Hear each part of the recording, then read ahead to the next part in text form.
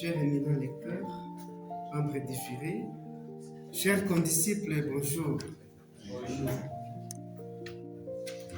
Mon projet de recherche porte sur les discours paréniques dans les pleurs du siège de Laura Moussabimana. Nous allons faire les enjeux didactiques. Alors, contexte de l'étude. Nous avons été attirés par la manière dont Laura Moussabimana écrit son œuvre, dont il tire sa matière dans l'oralité africaine et essaie de tisser, de mélanger et d'imaginer quelque chose pour faire aussi son écriture. Cela a attiré notre attention jusqu'à ce que nous avons porté un intérêt particulier pour faire une étude dans cette œuvre. Alors, nous nous sommes posé quelques questions. Avant d'épingler des questions spécifiques, il y a d'abord une question qui est centrale. C'est laquelle? En quoi l'analyse stylistique et pragmatique du discours parénique dans le pleurs du siège de Laura Moussabimana constitue-t-elle un levier didactique pour développer la compétence de lecture interprétative et la conscience interculturelle des apprenants? De cette question centrale, nous avons 3 questions spécifiques, dont la première, elle s'intéresse au plan purement littéraire et linguistique. Et là, nous allons déterminer quelles sont les configurations syntaxiques, les fonctions pragmatiques, notamment persuader, blâmer ou ironiser. L'auteur peut utiliser des proverbes pour persuader, pour blâmer ou pour ironiser. Sur le plan psycholinguistique, les apprenants, quand ils lisent ces discours paréniques ou ces proverbes ou ces sentences, ils peuvent s'heurter aussi à certains vocables que l'auteur utilise. Un proverbe que les romanciers utilisent soit par figement ou soit parodie. Les apprenants peuvent s'heurter à ces problèmes-là du point de vue psycholinguistique. Sur le plan didactique, il convient d'interroger ou de créer un dispositif purement didactique pour voir comment nous allons proposer aux enseignants qui ne veulent pas, soit qui n'enseignent pas les discours paréniques. Voilà les 3 objectifs, les 3 problématiques auxquelles sillonne la recherche. Quels sont les objectifs? Le premier objectif, nous voulons stimuler un nouveau souffle aux enseignants-chercheurs ou aux enseignants qui enseignent en faisant l'analyse précise de la langue avec la richesse des échanges interculturels, surtout en dépensant les regards folkloriques trop souvent portés sur les parénies. Comme objectif spécifique, sur les plans linguistique et stylistique, nous voulons démontrer minutieusement la mécanique de l'écriture de Laura Moussabimana en observant la façon dont les proverbes s'insèrent, se métamorphosent et se détournent dans les récits. Nous établirons une cartographie précise de leurs formes et de leurs intentions, soit pour convaincre, soit pour critiquer, ou soit pour ironiser. Le deuxième objectif, c'est sur le plan littéraire et poétique. Nous chercherons à comprendre comment cette rencontre entre la sagesse populaire et la langue française classique donne naissance à un style unique. Sur les plans didactiques et expérimental, nous passerons à la pratique de la classe en imaginant, en proposant et en analysant des activités concrètes avec des apprenants. L'hypothèse. L'hypothèse centrale répond à la problématique centrale. Les discours parémiques dans le plan du CCH ne constituent pas un frein à la compréhension, mais un puissant connecteur didactique. Parce qu'il condense une structure linguistique rigoureuse et une image culturelle forte. Son étude explicite permet d'élever simultanément la compréhension et simultanément la compétence stylistique et l'esprit critique de l'apprenant, articulant ainsi le plaisir de lire et l'exigence analytique. Pour répondre aux 3 questions posées dans la problématique, nous émettons ces 3 hypothèses sur le plan littéraire et stylistique et linguistique. Nous posons que l'insertion des proverbes dans les textes de Moussa Bimana ne révèle pas d'un simple ornement stylistique, mais s'appuie sur des structures syntaxiques récurrentes et un détournement parémique et soutenu. Sur le plan psycholinguistique, nous formulons l'hypothèse que les obstacles rencontrés par les apprenants lors de la réception de ces énoncés ne découlent pas d'une simple lacune de la réception lexicale, mais plutôt d'une surcharge cognitive provoquée par l'opacité des sens figurés. Sur le plan didactique, il s'avère indispensable de mettre l'idée que la mise en place des dispositifs méthodologiques formalisés à l'instar de la matrice parémique ou de l'analyse des actes, des discours permet d'étayer ces traitements cognitifs, faisant passer la réception du proverbe au statut de simple curiosité folklorique à celui d'objet rigoureux d'analyse textuelle en classe. Justification et intérêt du sujet. Les choix de ces sujets reposent sur la spécificité scripturale de l'écrivain, la manière dont l'écrivain écrit. Au sein de ces récits, l'auteur déploie un réseau dense d'énoncés parémiques. Des proverbes, par exemple, chez nous, on dit, celui qui choisit de manger des caca doit à consommer en quantité suffisante. Des syntaxes comme à bon entendeur, 2 sexes opposés s'enfourchent. Des citations comme je dois gagner ma vie à la sueur de mon front. Une école que l'on ouvre, ce sont des prisons que l'on bouche. Loin d'être de simples ornements folkloriques séparés, fonctionnent comme une stratégie discursive globale.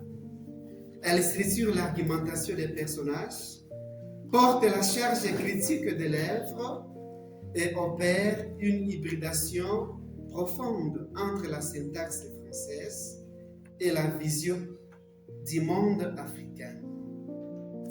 La deuxième justification, nous avons choisi ces sujets après avoir suivi les cours avec le professeur Gracien, qui nous a beaucoup parlé de la parémie, et nous avons été intéressés et nous avons jugé mieux aussi et travaillé aussi.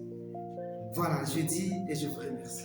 Merci bien pour l'aisance avec laquelle vous présentez.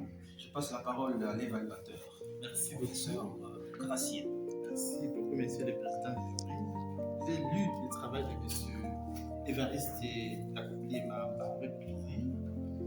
Je vais le suivre, hein, comme je venez de le dire tantôt, je récupère votre nom, il présente le travail avec aisance, comme s'il l'a maîtrisé. La maîtriser, et c'est ce que nous souhaitons, n'est-ce pas, ne pas être esclave du texte, n'est-ce pas, que vous avez prévu. C'est vrai, c'est votre texte. Ouais. Alors,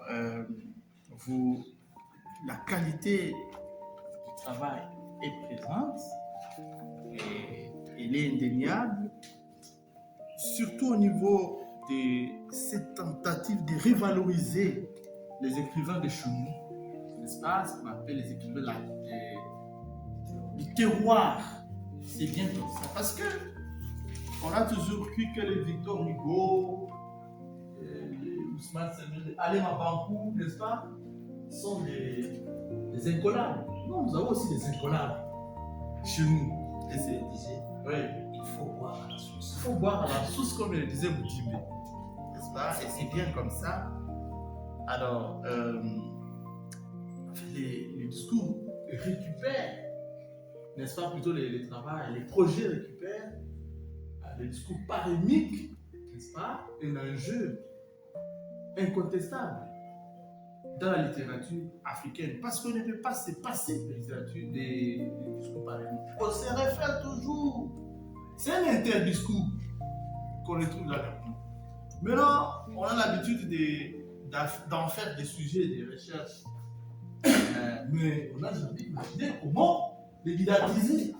C'est ça votre apport, et vous méritez des félicitations pour ça, comme on les a adressés aux autres et qu'on adressera aux autres. Merci beaucoup.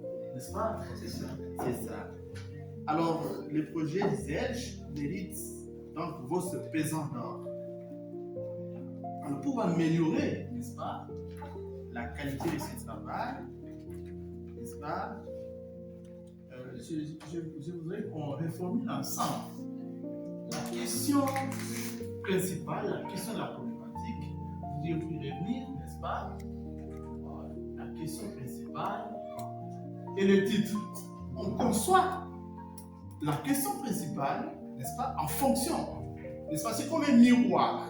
C'est à partir de quoi? Du titre. Donc, prenons le titre Discours parémique dans les pleurs du Saint-Siège. Et vous dites en quoi l'analyse stylistique, pragmatique du discours parémique, les termes stylistiques, pragmatiques, ne sont pas dans les titres, n'est-ce pas? Ne sont pas dans les titres. En conséquent, je propose ceci, je proposerai ceci. Ça va? C'est une proposition, hein? C'est pas une guerre, n'est-ce pas? Voilà. Comment le discours parémique dans les pleurs du Saint-Siège constitue un enjeu didactique? Ça va? Parce que nous reprenons tous les éléments de quoi? Du titre, du sujet. Voilà. Et vous allez maintenant concevoir, formuler les objectifs et mettre des hypothèses en fonction de tout cela. Les questions secondaires sont parfaites. Oh oui. Alors, je pense que vous allez préciser aussi le niveau où cela sera didactisé. B2, hein, on parle avec les sésames, on parle de niveau B1, B2, ou 3e, 4e. N'est-ce pas? Oui. Alors, je pense que vous venez de dire qu'on va, vous allez imaginer une leçon. Non, il faut être clair. Ici, vous dites que nous allons faire la simulation ou l'expérimentation. Quand on est à didactique, voilà les deux éléments que nous utilisons souvent. C'est l'expérimentation. Ça va? L'expérimentation, c'est-à-dire que vous allez en classe, vous prenez deux groupes. Un groupe qui n'a pas suivi ça, et un autre qui a suivi. N'est-ce pas? Maintenant, vous allez confronter au niveau de l'évaluation. Confronter la performance. Attention, ça va? Il faut voir la performance et la compétence. Parce qu'ils ont déjà à partir des job skills, il y a la notion de performance et compétence. Vous allez voir ce qu'ils vont produire, les deux groupes vont produire. Ou avant l'enseignement, bon, est-ce qu'ils ont cherché les proverbes présents dans, n'est-ce pas, au début? Ça va?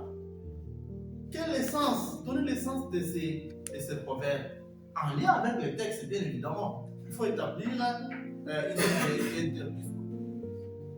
Ou vous pouvez aussi utiliser la simulation avec les élèves. Vous prenez, vous choisissez une classe. Directement, vous y allez, n'est-ce pas?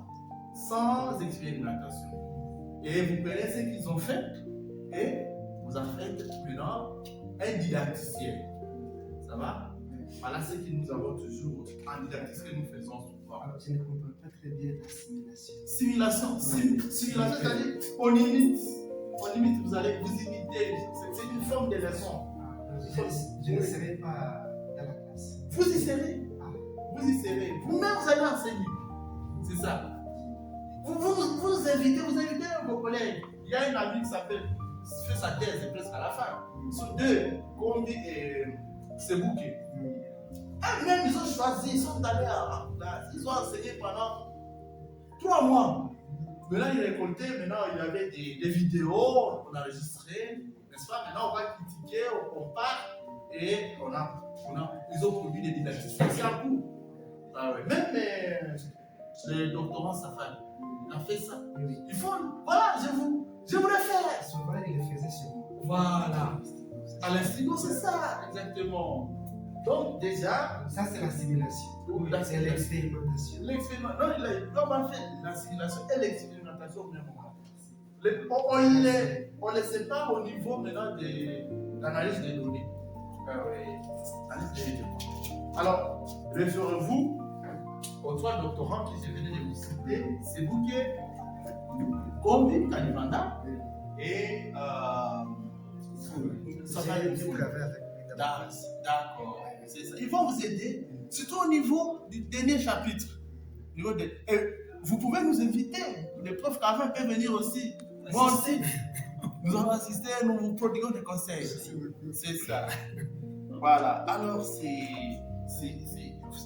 fait, actuellement, on ne doit pas mener une recherche pour la recherche. On doit imaginer comment la littérature, la linguistique peut impacter. Hein? Celui qui a la linguistique, M. Fundo, n'est-ce pas? Et comment ça impacte? Vous êtes en littérature, comment cela peut impacter?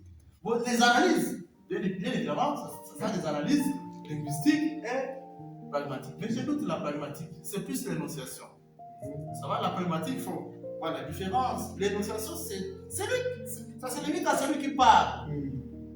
Alors, ça se trouve dans le roman. Ces proverbes, quand ils sont perçus par ces gens, ça crée aussi des effets. Alors, maintenant, nous sommes. Cela, ça crée des effets à celui qui. Très bien. Là, nous sommes. Donc, manger des caca, de ceci, ça crée aussi des effets. D'accord. Maintenant, vous êtes à l'esthétique de la réception. Ça va?